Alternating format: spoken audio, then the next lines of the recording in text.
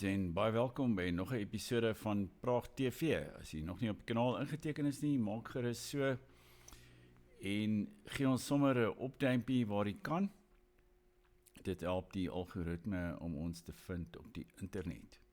En kyk gerus ook na ons verskeie titels in die boekwinkel hieronder. Ons gaan binnekort ook 'n ander titel wat ons nie self uitgegee het nie, deur Elma Potgieter, wat gaan oor Clive Derby Lewis, 'n soort biografie oor hom. Ons gaan dit ook hier op die kanaal aanbied, maar ek sal dit aankondig sodra dit beskikbaar is. Nou, vanaand se onderwerp is nogal 'n raar soort onderwerp. Elon Musk, die Afrikaner, vraagteken. Want ek het al baie gedink oor definisies van Afrikaner, en en wat dit behels om Afrikaner te wees, en ons interpretasies van ons geskiedenis, ons identiteit, ons letterkunde, ons kultuur en alles wat daarmee saamhang. En op die oog af lyk dit nie asof Elon Musk eintlik 'n Afrikaner is nie, want hy het by Engelse skool bygewoon in Suid-Afrika, in Pretoria. Wat is dit? Ek dink hulle noem dit Pretoria Boys High. Maar dit is nou ook so dat daardie skool is eintlik deur Milner vir Engels, en dit was aanvanklik, ek dink het dit bekend gestaan as die gimnasium in Pretoria, en die voertaal was eintlik Nederlands. Dus op 'n manier het hy ook 'n skool bygewoon, wat aanvanklik as 'n Afrikaner skool bekend gestaan het, of gevestig of tot stand gekom het. Maar dit is nou, die ander rare ding ook vir my, is dat sy ouers praat ook Afrikaans, hoewel hulle Engels sprekend is, praat hulle eintlik uitstekend Afrikaans, en dit wil vir my voorkom as baie van die onderhoudvoerders wat nou al met hulle onderhoude gevoer het, hulle of in 'n Engelse hoek in probeer druk deur met hulle Engels te praat, terwyl hulle eintlik graag Afrikaans praat. En dit is ook vir my 'n aspek wat my laat dink, as jy ouers Afrikaans magtig is jy dan nie ook 'n Afrikaner nie. En indien daar in die toekoms ooit 'n Afrikaner staat sou ontstaan, sou ons mense wat Afrikaans magtig is, wat iets weet van ons kultuur en eintlik ons waardes in 'n hoë mate onderskryf, sou ons hulle burgerskap van so 'n staat kon weier, bloot op grond van afkoms byvoorbeeld, op grond van die feit dat hulle miskien Engels sprekend is, of in hulle stamboom het. Ek dink baie Afrikaners het ook Engels sprekende mense in hulle stambome. Ek het nou die dag iemand my in die Vrystaat gebel, en hy is stoere Afrikaner daar in die Vrystaat, maar sy van is Brooks, B-R-O-O-K-S, en hy sê toe met die intrapslag vir my, ja, eintlik dit is 'n 1820 setlaar van, met ander woorde, hy is beskik oor 'n 1820 Engelse setlaar van, maar hy is 'n Afrikaner. Dus in 'n sekere mate is die Afrikaner identiteit ook vloeibaar, en mense het oor, net soos wat baie Afrikaners vir Engels het, tot ons spyt, het sommige Engelse ook vir Afrikaans, en ek dink dit is iets wat ons behoort te erken. Maar uiteindelik, dink ek goed, ek wil miskien nie heeltemal nou al my vraag beantwoord of Elon Musk Afrikaner is of nie, maar kom ons kyk net ook vinnig na hoe een van hierdie Afrikaanse onderhoudvoerders sy ma, mevrou May Musk, hanteer het. En jy, hulle is sincere, jy weet? As hulle iets sê, kan jy dit glo. En ek mis dit. Ja, en hulle het 'n baie goeie sin van humor. Ja, jy moet 'n bietjie besigtig wees hier in die Verenigde State. Ek het al gehoor ook, jy kan nie net sê, hallo my vriend nie. People will tell you I'm not your friend. Jy weet, so, jy moet regtig iemand se vriend wees. As jy nou dink aan die Kalahari Desert, jy het baie interessante goed daar gedoen met die kinders ook. Vertel ons 'n bietjie van dit en wat is similar in Amerika, weet as mense nou dink aan die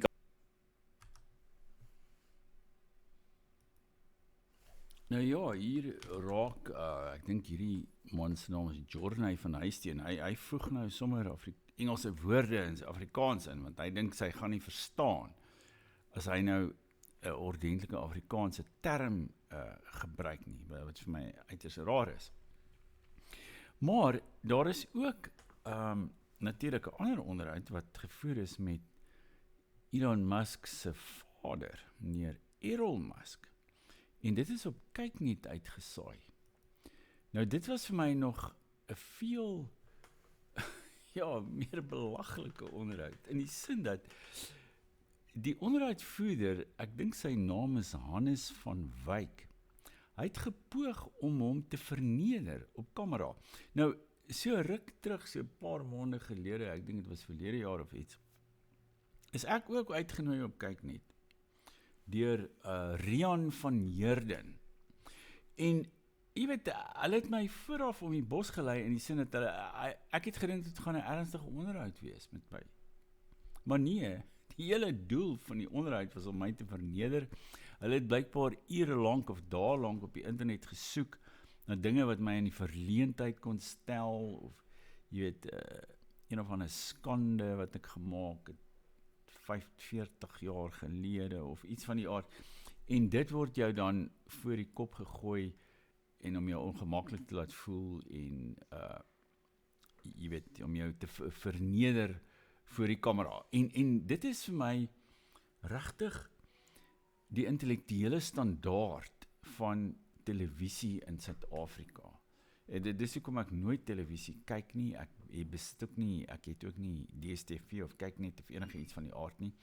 Trouwens, by die geleenthede waar ek nou met vakansie gaan of iewers en dan is daar DStv en Kyknet en so meer en toe my, ja, as ek ooit na een van daardie programme kyk en jy weet veral van hulle reekse en sepies en wat ook al, die afskuwelike taal wat hulle daar gebruik, jy weet hierdie gemengde Engels en Afrikaans, jy weet, jy kan nie, ek weet nie, ek dink iemand, die draaiboekskrywer van so iets moet heeltemal, hy moet aan syfilis ly of iets, ek dink sy brein is aangetast deur een of ander geslagsiekte of iets van die aard. Maar goed, kom ons kyk nou gou-gou na nog so 'n stukkie van hierdie onderhoud waar Elon Musk nou verneder word deur hierdie persoon, Hannes van Wyk. Elon het nooit gedink hy gaan geld maak uit hierdie SpaceX. Hy het gedink dis maar net 'n ding waar hy gaan geld verloor. Maar vandag die waarde van SpaceX omtrent 500 biljoen. Die ruimte 500 biljoen. 500 biljoen dollars. Dis die eintlike waarde. Maar aangesien dit privaat is, hou hulle die waarde af na 130 biljoen. So in baie opsigte is Elon eintlik die rykste persoon op aarde. En ek gaan vandag 'n hele paar goed oor gesels wat ek gehoor het en gelees het en gesien het. Okay.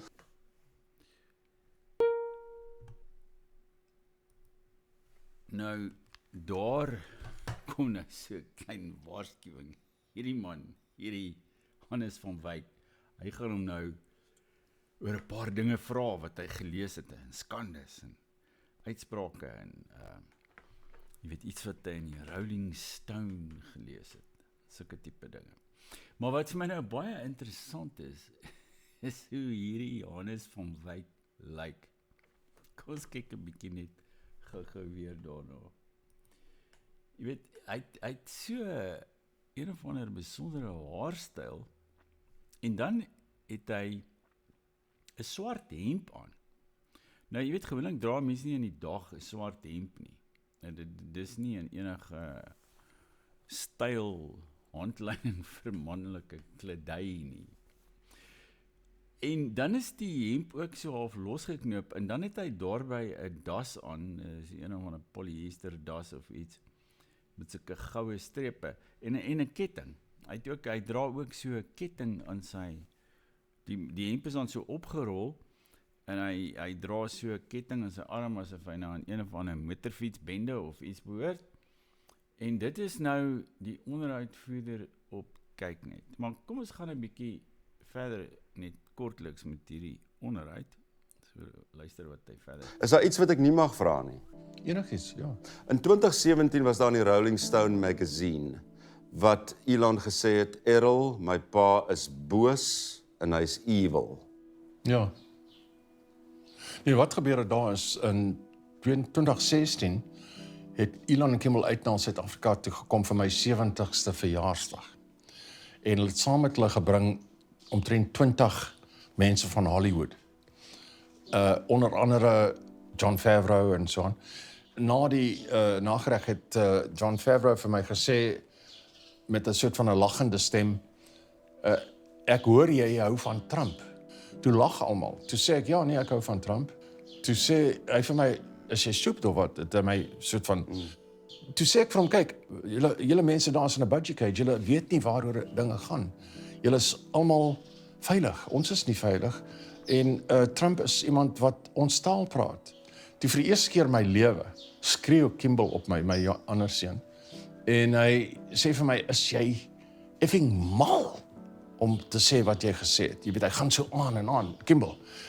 En toe sê Elon vir my daar, Dad, your ideas are evil. So die evil ding, dit is, wys nou net weer die media, dit is uit verband uitgeraak. Ja. Ja, dis nou ironies. Hier is iemand van die media en hy praat van dinge wat uit verband uit geruk word. Wat natuurlik presies is waarmee hy besig is. En wat is eintlik die hele punt van die onderhoud as hy nou vir Elon Musk probeer verneder het hy geen werklike ander legitieme vrae of jy weet, dinge wat hy wil uitvind of die man se persoonlikheid, sy geskiedenis of sy lewensuitkyk. Wel, hy gee vir ons iets van sy lewensuitkyk in die sin dat hy beskou Suid-Afrika as 'n onveilige land. En dan natuurlik sedertdien het ons 'n hele ontwikkeling gehad in Elon Musk se eie standpunte waar hy toenemend 'n konservatiewe of selfs 'n reaksionêre standpunt in Amerika en op sy platform X nadat hy Twitter gekoop het ingeneem het. En dit het veroorsaak dat mense van reg oor die wêreld en veral in Europa, die Europeërs is natuurlik, alhoewel daar ook natuurlik taamlike regse of reaksionêre of patriotiese of nasionalistiese bewegings in Europa bestaan tans, is stem die Europeërs nog, veral in Wes-Europa, nog oorwegend links. En daar is Elon Musk nie baie gewild nie. En daar is selfs al van sy motors, van jy weet wat hy vervaardig, van Tesla, sy Tesla motors en handelaars vir hierdie motors is aangeval, fisiek aangeval, beskadig, gevandaliseer. En dit is vir my 'n belangrike punt, want ek dink dit uiteindelik as ons soek na ook waarom Elon Musk Afrikaner is, dan is dit ook omdat hy ongewild genoeg is by 'n bepaalde groepering van globaliste, van linkses, wat hom as 'n bedreiging vir hulle wêreldbeskouing en hulle hele agenda sien. En onlangs het ek op nog 'n, ek sien nie daardie video speel nie, maar ek het afgekom op nog 'n video waar daar gepraat word van Muskism. En daar's blykbaar 'n boek met daardie titel wat uitgegee is in Amerika en geskryf is deur 2 Amerikaanse akademici van New York. En die titel van die video self is How Apartheid South Africa Inspired Elon Musk's Worldview. En daardeur wil hulle eintlik sê dat Musk al sy onderneming, SpaceX en hierdie Starlink, jy weet, internet verskaffing, internetdiens wat hy verskaf, tesame met sy motors en die datasentra wat hy bou. Dit alles is ontleen aan dinge wat hy in sogenaamde apartheid Suid-Afrika ervaar het. En dit is vir my nogal ironies, want ek het ook by myself gedink dat hy is 'n baie innoverende mens. Jy weet, hy is 'n soort van 'n boer maak 'n plan. Niemand anders kon dit regkry om elektriese voertuie winsgewend te vervaardig nie, maar hy was die eerste persoon wat dit reggekry het. En daarmee saam die Amerikaanse staats, die ruimteagentskap NASA, hulle het al amper, opgehou om mense in die ruimte te stuur of gereeld satelliete in die ruimte te plaas. En Elon Musk het begin en hy het dit reggekry om dit winsgewend te doen en goedkoop te doen en gereeld met nuwe tegnieke, die hergebruik van vuurpyle, al sulke dinge. Met ander woorde, hy is 'n boer maak 'n plan tipe mens. Trouwens, sy ma se boektitel is ook A Woman Makes a Plan. En dit slaan vir my so half op 'n boer maak 'n plan. Hy is iemand wat innoveer en ek dink ons land sou nooit kon bestaan het as dit nie was dat Afrikaners so vernuwend was en so innoverend was en soveel planne gemaak het nie, want soos ek nou onlangs gelees het, ek het al hier verwys na die proefskrif wat iemand vir my gestuur het oor die vroeë Johannesburg en hoe ons mense eintlik betrokke was by die vroeë ontginning van goud in die land, in Johannesburg veral, totdat hierdie oorseese kapitaliste en natuurlik saam met die Britse Ryk ingekom het en hulle het alles eenvoudig net oorgeneem en sodoende is ons eintlik van ons erfenis beroof van ons hierdie groot minerale rykdom wat ons land in die 20ste eeu gemaak het wat hy is. Maar in hierdie proefskrif wat die persoon geskryf het, noem hy dat daar die rede waarom ons meesal in Suid-Afrika arm was omdat daar was twee dinge waaroor ons nie beskik het nie en waaroor mense in die noordelike halfrond vrylik beskik en dit is woude en riviere. Want woude gee jou daai ontsaklike hoeveelheid hout wat jy kan gebruik om mee te bou, om huise te bou, en ook natuurlik om te verbrand in die vorm van om energie daaruit te verkry. En riviere verskaf vir jou feitelik gratis vervoer, want jy hoef net 'n drywende ding, 'n boot of 'n vragskei of wat ek al daarop te laat dryf en dit in 'n rigting te stuur en of jy kan selfs die boomstompe net in die rivier laat dryf en daar gaan dit, jy het vervoer.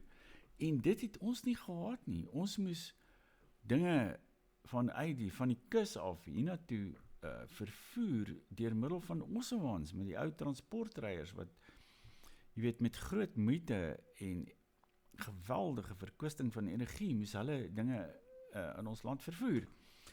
En as dit nie vir ons innovasie was en ons harde werk nie, dan sou Suid-Afrika nooit as 'n nywerheidsland kon bestaan het nie. Iets so Sasol byvoorbeeld en Yscor en al die ander ondernemings en Eskom wat ons in die verlede tot stand gebring het. Dit alles sou nie sonder Afrikaner innovasie kon bestaan nie. Maar nou hierdie Amerikaanse skrywers met hulle boek Muskism, hulle wil eintlik sê dat hierdie soort Afrikaner manier van alles van die grond af op te bou, dat jy nie net deur dinge aan te koop by ander fabrieke of ander maatskappye nie, maar dat jy jou eie stelsel van die grond af opbou, met jou eie krag, met jou eie eie staal, eie kommunikasie, alles wat Elon Musk doen, as hy 'n motor bou, dan maak hy die battery, elektriese motor bou, dan maak hy die battery, hy maak die sypanele, hy maak die motors, alles, feitelik alles in daai motor word deur sy eie fabriek geproduseer. En dit sien hierdie skrywers dan as die apartheid manier van doen. Nou ek het al voorheen gesê dat apartheid in baie opsigte 'n metoniem is vir Afrikaner. As jy praat van apartheid, as jy praat van die apartheid regime, dan praat jy eintlik van die Afrikaner bewind. Want ons is so beledig en verguis, dat ons net met apartheid, die verskriklike term apartheid, getipeer kan word. En dit bring my dan by die groot punt eintlik van hierdie video, is dat, omdat, Musk is nie so seer 'n Afrikaner, omdat sy ouers kan Afrikaans praat nie, omdat hy in Suid-Afrika gebore is en in Pretoria groot geword het nie, maar, omdat daar genoeg mense is, wat nie van hom hou nie, wat hom haat, wat hy renons in hom het, en wanneer genoeg mense jou haat, dan, en jy kom van Suid-Afrika af, dan is jy 'n Afrikaner. Dit maak jou 'n Afrikaner, meer as enige iets anders. En dit sluit vir my aan, by, ek het al voorheen op hierdie kanaal verwys na die Duitse skrywer en filosoof Carl Schmitt, en hy het mos 'n boek geskryf met die titel Land und Meer. Ek het dit hier iewers, ek sien waar het ek dit nou, ek het dit al hier voor en hier vertoon, maar in elk geval, Carl Schmitt se idee, hy het onder andere ook gesê, iewers, dat wys my jou vyand en ek sal jou sê wie jy is. En in daardie opsig word Musk ook, sy hele identiteit word bepaal deur sy vyande, deur al hierdie ekstremistiese linkse mense in Amerika en in Europa en oral wat hom aanval, wat sy fabrieke aanval, wat sy jy weet, wat hom verguis en hom as 'n voorstander van apartheid beskou, en die stigma van apartheid Suid-Afrika kleef aan Elon Musk. Dit alles definieer sy identiteit, en hy het eintlik geen ander keuse as om 'n Afrikaner te wees nie. En net soos ons oor geen ander keuse beskik nie, want ons vyande het ons, hulle definieer ons, en hulle sal ons nooit aanvaar nie. Die Afrikaner as sodanig sal nooit in die wêreld aanvaar word nie, om bepaalde redes wat miskien met die hele geskiedenis van Europa te maak het.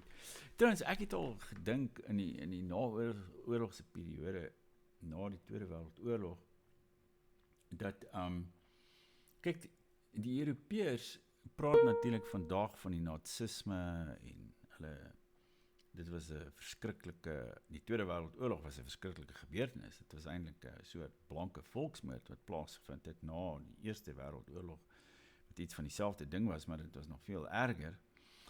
En, maar en die enigste manier waarop die Europeërs nou hierdie onbesonne oorlog wat plaasgevind het, wat verskriklike nihilistiese oorlog, wat net op massamoord, een massamoord op die ander uitgeloop het, te verklaar is deur dit aan een man toe te dig, aan Adolf Hitler en sy party, die nasionaal-sosialistiese, demokratiese, Duitse Arbeidersparty, wat die NSDAP, om dit aan hom toe te skryf. Maar dit is nie so eenvoudig nie. Ek dink, jy weet, daar was baie ander mense wat ook oor, hy wou eintlik nie die oorlog gehad het nie.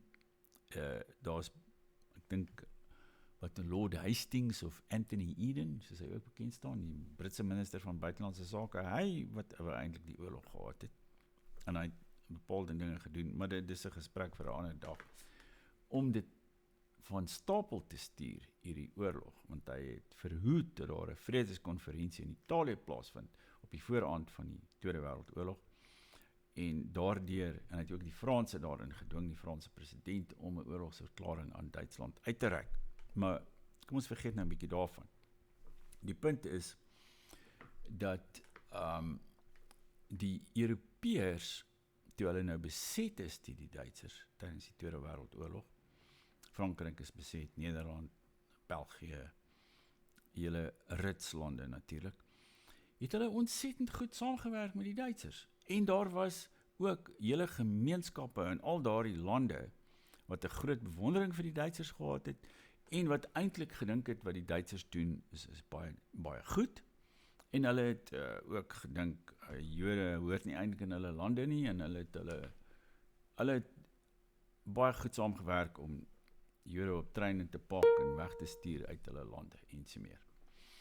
En na die oorlog het dit natuurlik die Europeërs binne hierdie soort konstruksie wat hulle van die oorlog gemaak het, met 'n geweldige skuldgevoel opgesaal en daar word, ek weet nou ruk en lank in Frankryk gebly het en ook soms lees en films kyk en wat ook al, die Franse nou kwyt raak oor die Tweede Wêreldoorlog. Daar's gereeld natuurlik ou skandes en dinge wat opgediep word rondom die Tweede Wêreldoorlog en die sogenaamde samewerking of meelopery met die Duitsers. En al die Europeërs was meelopers met die Duitsers tydens die Tweede Wêreldoorlog, maar hulle het na die oorlog 'n sondebok gesoek om te blameer, om hulle skuld te verplaas. En ek is bevrees die Afrikaner in hoë mate is die sondebok vir die Europese skuldgevoelens oor die Tweede Wêreldoorlog. En dit is hoekom hulle ons so verskriklik vergys het, hoe hulle ons van allerlei wandade beskuldig het, alhoewel natuurlik die Europeërs nie gestem het vir hierdie sogenaamde misdaad teen die mensdom etiket wat hulle op ons geplak het daarso in die vroeë 70er jare in die Verenigde Nasies algemene vergadering nie, die westerse lande buite stemming gebly en Portugal en ek dink Amerika en Israel en Portugal en Suid-Afrika self het daar teengestem met die res, Brittanje, Duitsland en Frankryk en die res, hulle het buite stemming gebly toe daar die besluit aanvaar is deur die algemene vergadering dat ons besig was om 'n misdaad teen die mensdom in Suid-Afrika te pleeg, wat natuurlik die grootste twak in ons onder die son is. Maar die Europeërs moes iemand kry, 'n sondebok kry, en dit het hulle in ons gevind. En dit is hoekom ons gehaat word. Dit is nie iets wat ons self gedoen het oor of enige iets wat ons hier gepleeg het, of enige beleid wat ons gevoer het nie, wat nie veel verskil van baie beleide wat elders ook toegepas is van dieselfde tipe nie, insluitende natuurlik vandag in Israel, en baie erger ook in Israel as wat ons hier toegepas het. Maar dit gaan oor die westerse identiteit, die Europese identiteit en ons identiteit. En ons identiteit is juist nou die van sondebok te wees vir die Europeërs en gehaat te word deur Europa, deur Noord-Amerika en veral natuurlik die linkse Europeërs en die linkse Amerikaners. En dit is iets waarmee ons moet saamleef. Daar's niks wat ons daaraan kan doen nie. Ek het in my roman Moltrein, wat jy ook hier kan koop, het ek so 'n paar dinge so tussen die reëls alweer kwyt geraak destyds, maar alhoewel ek intussen 'n bietjie verder, jy weet, wat sê hulle, verder in die haasgat, om nou anglisisme te gebruik, ingeklim het en verder afgedaal het, om daarna te kyk. Hierdie soort massa belediging wat daar in ons toegedig is in die verlede, dit gaan nooit eintlik verander kan word nie. Dit is daar, dit is 'n soort soos 'n litteken. En dit is iets, jy weet, ons gesig is geskend en ons moet met daai geskende gesig moet ons saamleef. Ons moet in die spieël kyk en sê my gesig is geskend, maar ek gaan nie dat dit my onderkry nie. Ek is trots en ek gaan, jy weet, opstaan en my stryd stry. En ek dink in 'n hoë mate is dit wat Elon Musk doen. Hy tree baie soos 'n Afrikaner op, hy is so half 'n bitter einder ook op sy manier. Jy weet, hy gee nie maklik tou op nie en sodoende het hy in die sakewêreld finansiëel en ekonomies het hy geweldig baie reg gekry en dit hom die rykste man ter wêreld gemaak en hy gaan binnekort ook aanstaande maand hierdie SpaceX ding noteer op die aandelebeurs in Amerika en dan gaan hy nog baie ryker wees as enige iemand anders op hierdie planeet. En ek dink dit sê ook iets van ons, van Suid-Afrika, van Afrikaner Suid-Afrika, van die ou Suid-Afrika en van wat dit is om 'n Afrikaner te wees en dat, jy weet, teen die hele wêreld in kan 'n mens slaag en kan jy eintlik hele ryke, om dit so te noem, verower. En ons het dit aan ons. En ek dink Elon Musk het ook, jy weet, ook omdat hy so verguis word en aangeval word en beledig word deur al hierdie linkse skrywers en joernaliste en die New York Times en die BBC en almal van hulle, het hy ook die siening van die Afrikaner in die wêreld op 'n manier verander. Want ons is altyd, almal in Suid-Afrika en veral blanke Suid-Afrikaners, ons is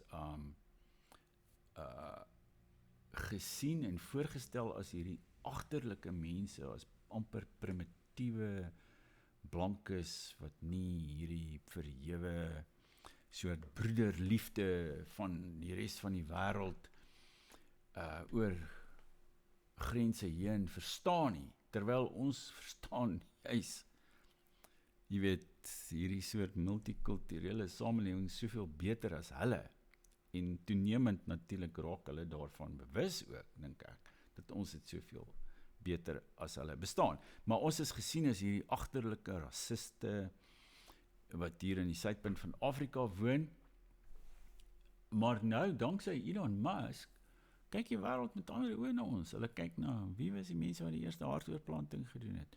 Wie het hierdie nywerheidsstaat gebou in Afrika? Iets wat nog nooit van tevore in die geskiedenis, jy weet, tot stand gekom het nie. Hierdie land is 'n absolute wonderwerk. Op hierdie kontinent, op hierdie vasteland, waaraan niks van hierdie aard ooit bestaan het nie. En ons het dit in so kort tyd ook reggekry. Die Europeërs het eeue geneem om hulle lande op te bou, deur die middeleeue, deur die gildes. Ja, ook hierdie boek wat ons uitgegee het oor die ommegang, met die titel Die Ommegang, dit gaan ook baie oor die gildes in die boek, en hoe die gildes ook kennis gemonopoliseer het, en hulle gekant was teen buitestanders, en selfs wreedhede gepleeg het, die Europese gildes, en baie stadig aan oor eeue het Europa ontwikkel. Nou natuurlik fantastiese kathedrale en kastele en wat ook al gebou, maar die punt is, ons het dit in so 'n kort tyd reggekry. Ons het soveel ontwikkeling gehad in hierdie land, binne so 'n kort tyd, danksy ons innovasie, danksy boermakeplan, danksy ons dissipline, ons hardwerkendheid, ons werksetiek. En deesdae, dink ek, begin die res van die wêreld ons meer met Elon Musk assosieer as met hierdie soort, jy weet, primitiewe rassis uit die verlede, hierdie etiket en hierdie soort stereotype van ons wat hulle gehad het. En in daardie opsig, dink ek, al doen het hy niks anders reg gekry nie, het Elon Musk iets fenomenaals ook vir die Afrikaner beteken, in die sin dat hy hulle hele stereotype van ons vernietig het. Plaks van hierdie primitiewe, onkundige, dom rassis, wat hulle altyd, daardie etiket, jy weet wat, hoe hulle ons altyd gesien het, moet hulle nou skielik heeltemal die prentjie verander en sien, ja, hierdie mense, ons hou steeds nie van hulle nie, ons dink steeds, hulle vervul ons met afskie, maar ons moet toegee, hulle is slim, hulle is innoverend, hulle kry ongelooflike dinge reg. En daarom, juist, dink ek, verdien Elon Musk om ook 'n Afrikaner genoem te word. Al praat hy miskien nie so goed Engels, liewer Afrikaans soos sy ouers nie. Maar het is ook helder dat hy tog nog 'n betrokkenheid voel by sy land van herkoms. En hy het al soveel kere, en ek dink baie van die dinge wat Trump gesê het, kom dalk ook van hom af. jy weet, die feit dat hier 'n volksmoord in Suid-Afrika plaasvind, was dalk iets wat hy eerste by Elon Musk gehoor het, en Musk het ook al dinge jy weet, herplasings of hertweets gedoen op sy X-rekening van die volksmoord in Suid-Afrika. En daarom ook, dink ek, is Elon Musk Afrikaner, want hy gee om vir ons. Verseker gee Elon Musk om vir ons Afrikaners hierso in Suid-Afrika. Nou daar het hy 'n paar van my idees oor Elon Musk en sy ouers, en ja, ten slotte kan ek miskien ook noem dat, kyk, ek het al voorheen verwys na die donker verligting. Hierdie meneer Nick Land, of professor Nick Land, selfs sy bekend gestaan het daar in Britannië, wat geskryf het oor hoe vanweë tegnologie die wêreld besig is om te versnel. En ons ervaar dit natuurlik elke dag, tegnologie wat versnel, en Elon Musk self het 'n ongelooflike bydrae tot hierdie versnelling gelewer deur middel van sy elektriese voertuie, asook internet, en ja, ek het vergeet om dit te noem, die feit dat hy openlik sê dat hy aanvaar nie swart ekonomiese bemagtiging nie, en hy sal nie Starlink in Suid-Afrika beskikbaar stel nie, wat vir ons eintlik 'n groot ramp is, omdat daar swart ekonomiese bemagtiging bestaan en daar druk op hom is om dan aandele in sy maatskappy aan mense van kleur verniet weg te gee. Hy het meer ruggraat as 99% van die Afrikaner sakemanne in hierdie land wat nie bereid sou wees om dieselfde ding te sê en dieselfde beginsel vasheid te handhaaf nie. Dit maak hom ook natuurlik iemand wat ons met trots 'n Afrikaner kan noem. Maar as ons praat van hierdie donker verligting en die versnelling waarvan Land gepraat het, dit gaan eenvoudig nie voortgaan en ek met kunsmatige intelligensie veral, en die Afrikaner se intelligensie, Gustav Venter, oorlede Gustav Venter, wat ook op hierdie kanaal dikwels my gespreksgenoot was, hy het gepraat van die skrander Afrikaner. Nie die dom Afrikaner nie, daar is nog 'n paar dommes, soos Max de Pre en Piet Kroukamp en al hierdie mense.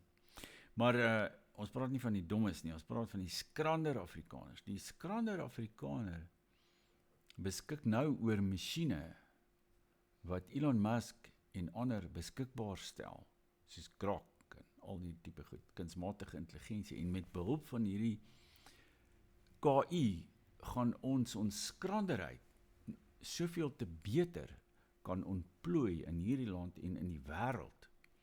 En dit maak vir ons nuwe vergesigte oop.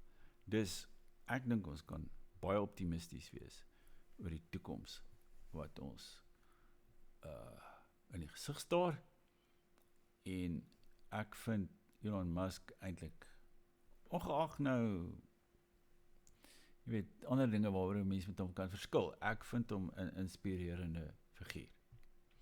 As jy tot hier geluister het, moenie vergeet om op die kanaal in te teken nie, kyk na ons boeke wat beskikbaar is, en dan volgende keer maak ons weer so.